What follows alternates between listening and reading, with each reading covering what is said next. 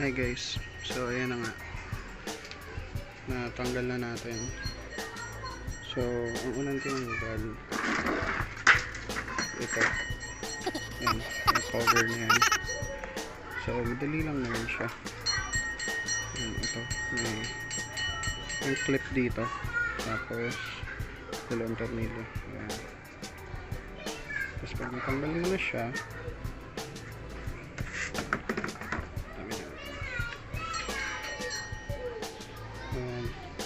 so ito, hinugot lang naman to. Tapos ito, first may patabaan to. Patabaan to. Tapos patulak pa ilalim. Tapos tatanggalin mo na siyang ganyan. Tapos ito na lang, mga tornilyo. Ayan. So ganyan lang siya. Ayan guys, so binaklas ko na yung fuel filter ng Suzuki Address natin. So syempre pag nasa loob ng motor, ganyan itsura niya. Yan. So pag tinanggal nyo, ito kasi kanina ko napansin nyo may bilog yung lock dito. So pag natanggal nyo yun, natanggalin niya siya. So pag natanggal nyo siya, ito medyo hihilain nyo pataas. Hindi ko na kasi na-videoan kasi hawak ko ito eh. Ngayon medyo struggle lang pagdating dito kasi syempre yung bilog, yung butas, ganyan lang. So hihilot-hilutin nyo lang, dahan-dahanin nyo lang na mararamdaman nyo naman yan eh. Kung may sumasabit, yan, medyo hihilot-hilutin nyo papasok. Ang huling-huling lalabas, syempre itong pinaka-floater nya. Yan. Ngayon, pagdating dito, yan. Kaya lang, usog natin yung camera natin para makita. Ito. Ngayon, pagdating dito, madali lang siya. So, ang ginagawa ko, yan, pinasok yung daliri ko dito. Yan, makikita nyo kasi ito. Yan, iti-twist nyo lang siya. Hihilain nyo yung both sides. Pag na-twist nyo siya, luluwag na yan eh. Yan. Yan, pag medyo parang lumiko na siya all the way.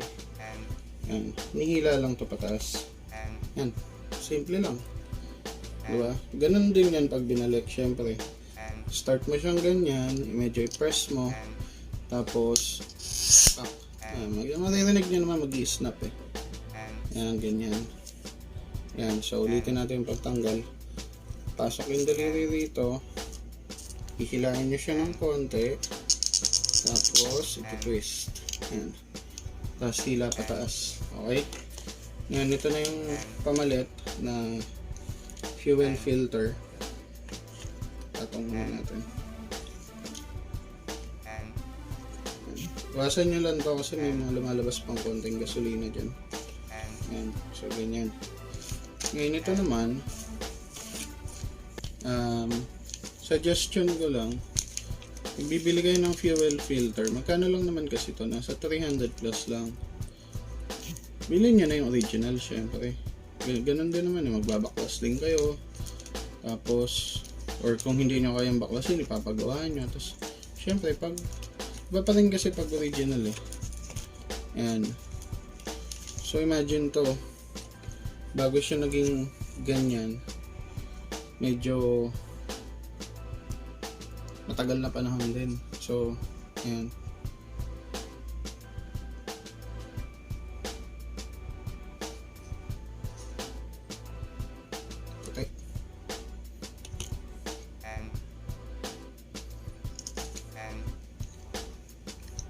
And so, ganun din ang process. Tusok. Tapos, twist. Ayan. Nag-lock na siya. Yung replacement pala iba, so ibang itsura.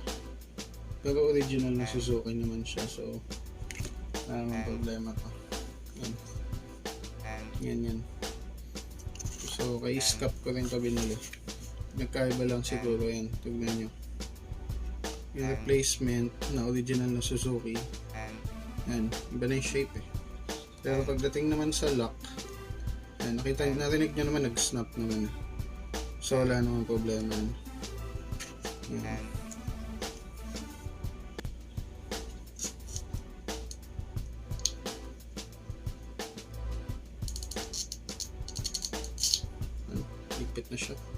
Hindi mo na siya matanggal.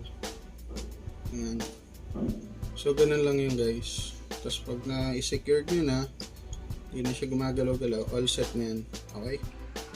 Ayan guys, so binabalik na natin. Ganito lang naman siya. So ito yung sinasabi ko sa inyo kanina. Hinila lang naman to pataas. Yan, pataas. May rubber naman kasi yan. Ito. So yun yung parang naglalak. So ayan, nakapwesto na siya. Ayan, may pasok na kasi. Pero madali lang naman yun. Gaya nga nasabi ko kanina, hihilot-hilotin nyo lang siya. Tapos pagdating dito, ayan, hilot-hilot lang din kasi may goma naman yun. Ayan, pag pantay na to, ayan, pantay na yan, okay na siya. Ayan, ito na, ito. Kita nyo naman eh, may gatla, pasok. Ayan, tapos pasok na yan. Ito, tatapat nyo lang siya sa butas. Ayan, okay, diyan mo lang. Ayan, so ito yung tinanggal ko kanina mga tornilyo. Ayan siya. So ipesto nyo na. Iipitan lang naman natin ito.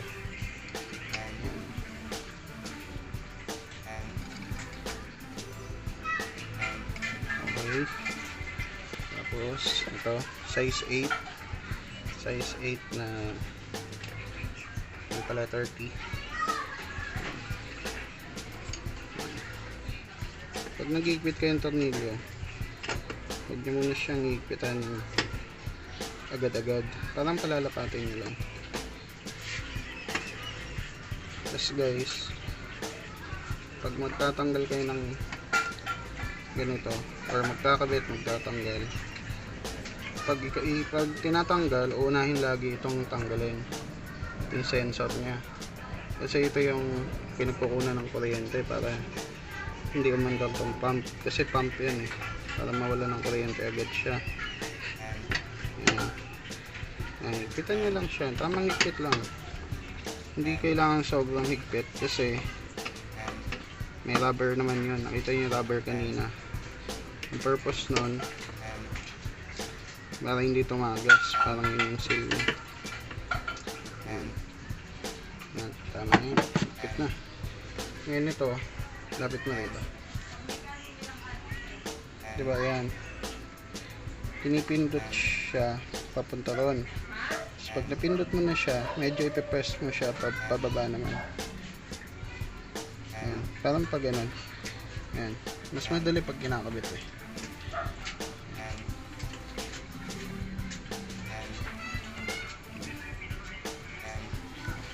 Okay, secure na yan, na higpit na.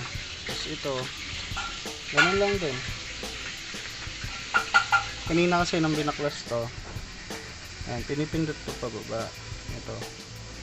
Pero syempre pag ikakabit mo siya, dire-diretso na lang yan. Maririnig nyo naman yung kagaya na nag-i-snap lang yan.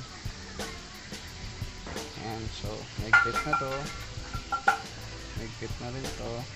Ayan. Tapos yung kakabit, ito na. So kabera mo na. Ito, tatanggalin muna to syempre.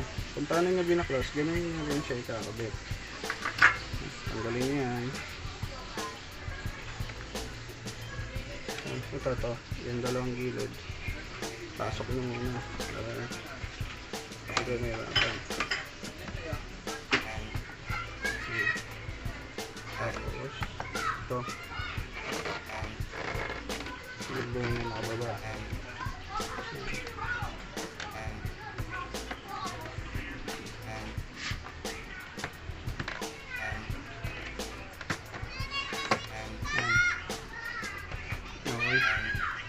I-fit nyo lang yan dyan.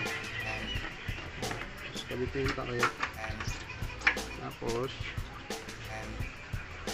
ayan, ito yung tinanggal natin kanina. So pag tinatanggal to, pinipindot. Pero pag ikakabit mo siya, iaangat mo na siya, pabaliktad naman. Ayan, aangat dito ba? Ayan. So, ganun din tong kabila. Ayan, nakaangat. Ayan. Tapos pag nakaangat na siya, Yan, ipapasok nyo rito. Lapit na. Yan. Pag nakapasok na, pipindutin nyo yan para mag-lock. So, ganun din dito sa kabila. Ayan, ganyan. Oh, pindot lock. Tapos ito,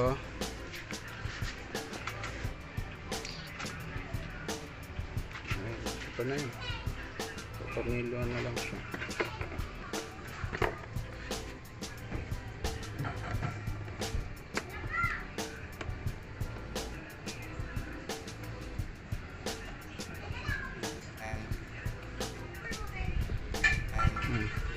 Yung dito sa kabila.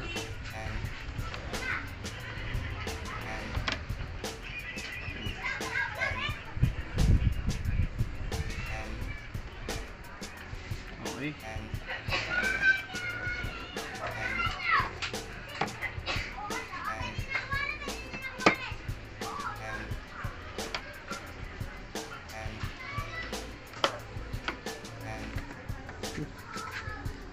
Dito lang nakalapat yan.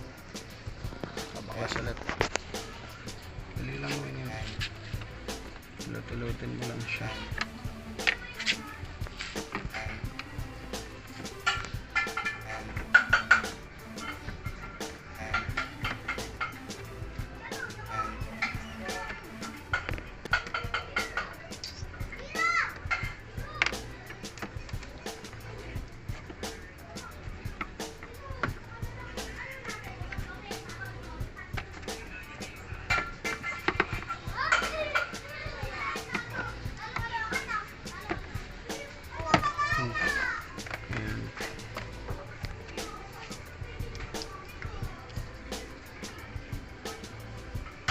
Ayan.